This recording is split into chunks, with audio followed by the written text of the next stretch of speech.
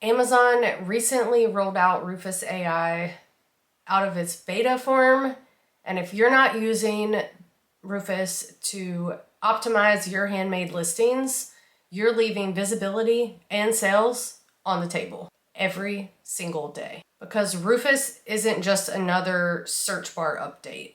It's completely changing how customers find products on Amazon. And most handmade sellers have no idea that it's already reading their listings and trying to determine whether or not to recommend their product or their competitors. In this video, we're going to break down what Rufus AI is, what exactly it does, why it matters specifically for handmade sellers, and 5 things that you can do today to work with Rufus instead of against it. So real quick before we dive in, I want to have this disclaimer. AI can be a hot topic, especially in the handmade space, but we're not going to go down that rabbit hole today.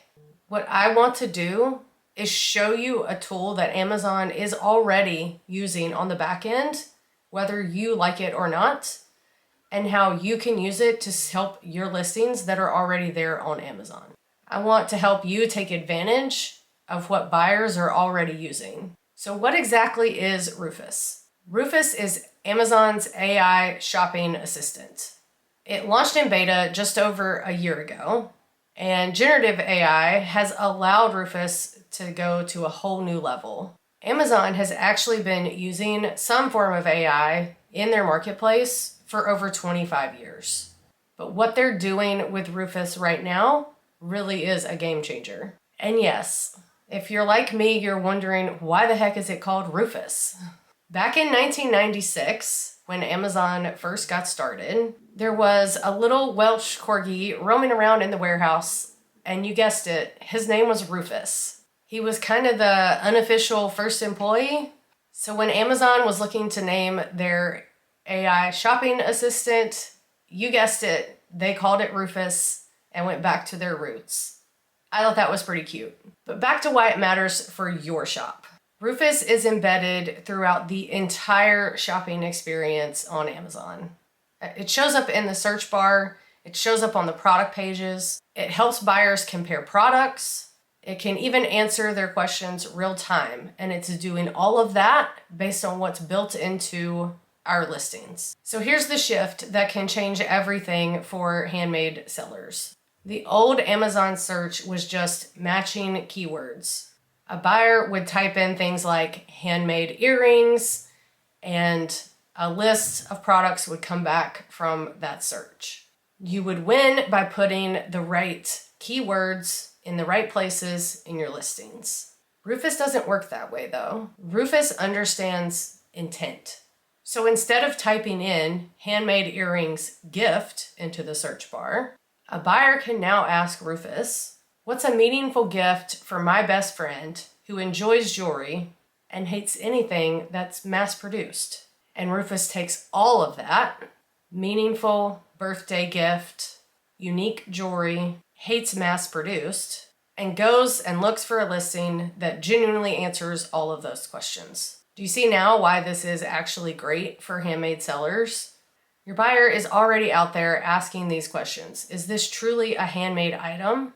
What materials did they use to make this? Is this a good gift for someone who likes artisan work? Those are your buyers. Rufus is the one answering those questions, and your listing is what Rufus is using to get those answers.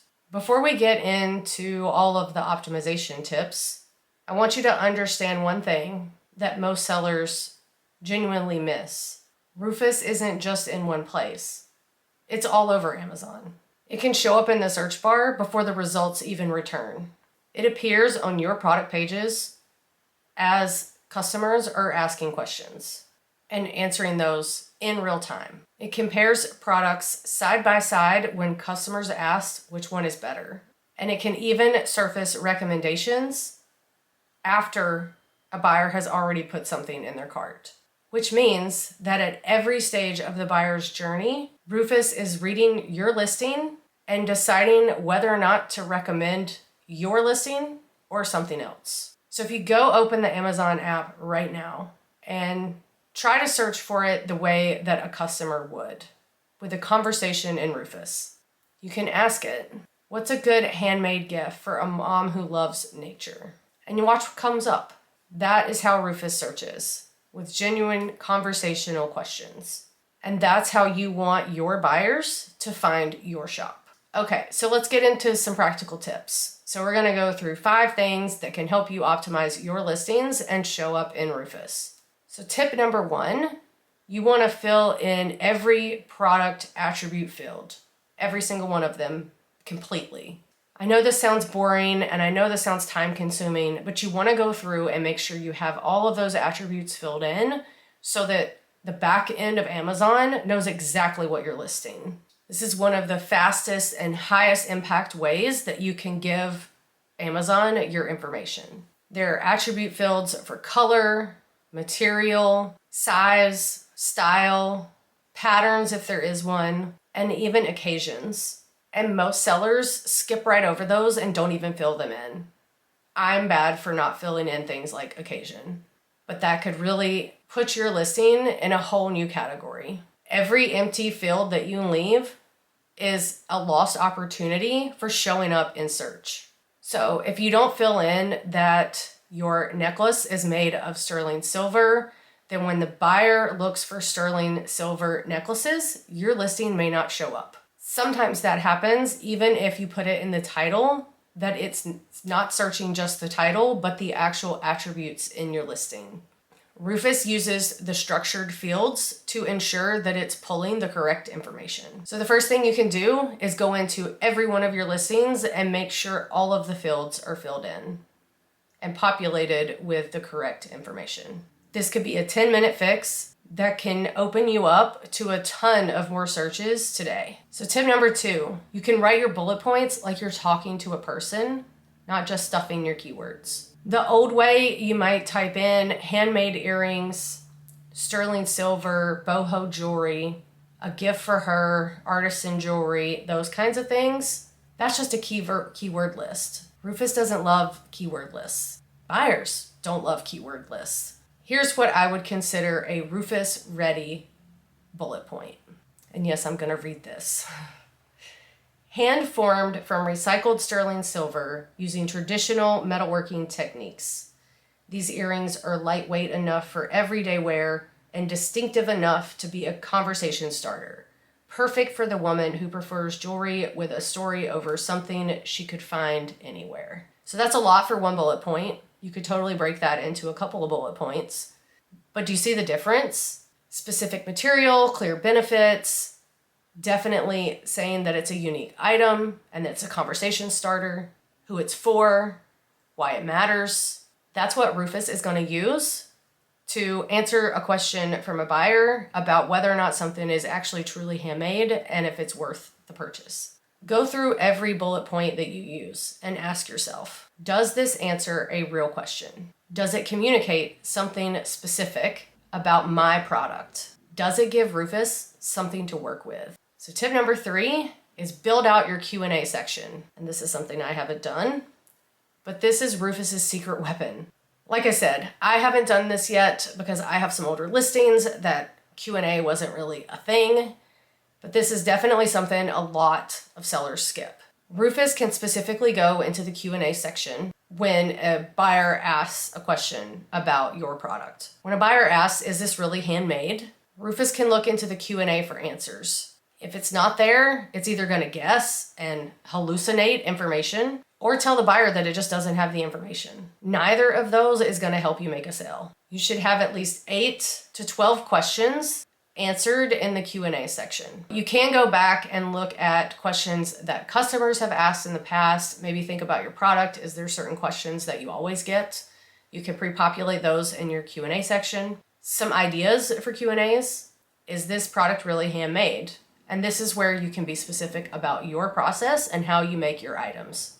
What materials are used? Can it be personalized? Can I get gift wrapping? What are the exact dimensions? And is this a good gift for Christmas, Mother's Day, insert your occasion? You can ask and answer your own questions in the Q&A section. That's completely fine. So that's something you can start working on today. It's one of the highest leveraging features that you can use to show up in Rufus. So tip number 4, write your product description like a story, not a spec sheet. So your product description is where Rufus is going to find all the relevant information about your product, especially if you don't already have it in your bullet points. And for handmade sellers, this is where we have a competitive advantage that we can put what we want inside our product descriptions. If you don't know, if you list on regular Amazon and say I'm selling a Sony camera that I'm filming on, if I'm going to try to sell Sony cameras, I have to use Sony's brand listing and I can't change it. As a handmade seller, you have the option to create your own listings because you have your own brand. A mass-produced seller, like that Sony camera, has a product, but your items also have a story. You want to write a description that can piggyback off of who you are, why you do what you do, what inspired your product, and what made that product so unique. You can use natural language because buyers are going to be reading your description, and that is what Rufus is going to search. You want to describe it the way you would to a friend, not as a spec sheet for a manufacturing site. Kind of an idea that I came up with. Each piece is hand thrown on the wheel in my studio in Austin using locally sourced stoneware clay. I've been developing the glaze on this mug for 3 years. It's a matte finish that develops a beautiful depth with use. I make these in small batches, which means every single one is a little different. That's not a flaw, it's the whole point. So you can see you can add in very unique descriptors about your process and you can describe it to a buyer. That is a description that Rufus can use, and that is the kind of description that your buyers are looking for. And that's what turns a browser into a buyer. So the 5th tip. Search for your products the way your buyer would and see what Rufus says. This is one of my favorite ways, in a way that I'm going to start trying to optimize my listings, is to go into Rufus and say, I'm looking for stickers for my planner. What you got? So you can do this straight from the app or the desktop.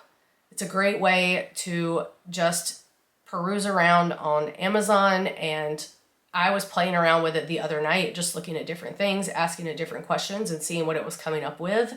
It can even compare. I was looking at walking pads, and it's something I've been considering getting, but I don't know where to get. I don't know what to get. Do I want it to have an incline? Do I not? I need it to slide under my bed. What are my options, and what kind of price points are there, and what's the difference in the price points? So I started asking Rufus a lot of questions around what's the highest rated walking pad. And it would actually break it down into the highest rated per price point. So it was saying like $100 to $150, $150 to $200, and then $200 and up. So it kind of split it up into budget buys, mid-range purchases, and high-end purchases. So that's one thing to consider when you're playing around with it. Look at how it splits things up and how it recommends different products. So you want to search for it the way your buyer would. Like I said, when I was searching for the walking pads, what's the highest rated? Maybe I'm looking for something for someone who lives at the beach. I might want to say, what is a good gift for someone who lives at the beach? Or what is a good, what's good jewelry for beach wear? That kind of thing. Or I'm going on a trip. What can I get that is going to help my car camping experience? Those kinds of questions. Think about it in a way that your customer would when searching for your product. I sell planner stickers, so maybe as one of my goals for the year, I want to work out more. What are some planner stickers that I can get to help me track my workouts and my water intake for the year? Something to consider when looking for your products. And you want to see if your product shows up. And if it does, you can ask Rufus about the listing and see what it says. Does it know what materials you used? Does it know your production process? Can it tell if this is a good gift for a buyer? Whatever Rufus can't answer, this is your opportunity to give it an answer. That is what's missing from your listing, and that's what you can go fix. So here's the big takeaway that I hope you can carry with you today when you leave this video and start optimizing your listings. Most Amazon sellers, even the big brands, have thin generic listings. They have a product, they have a price, There's no story, no process, no person behind it. You have all of that. You just need to tell Rufus and Amazon what that story and process is. Rufus is literally designed to reward your rich customer-driven content.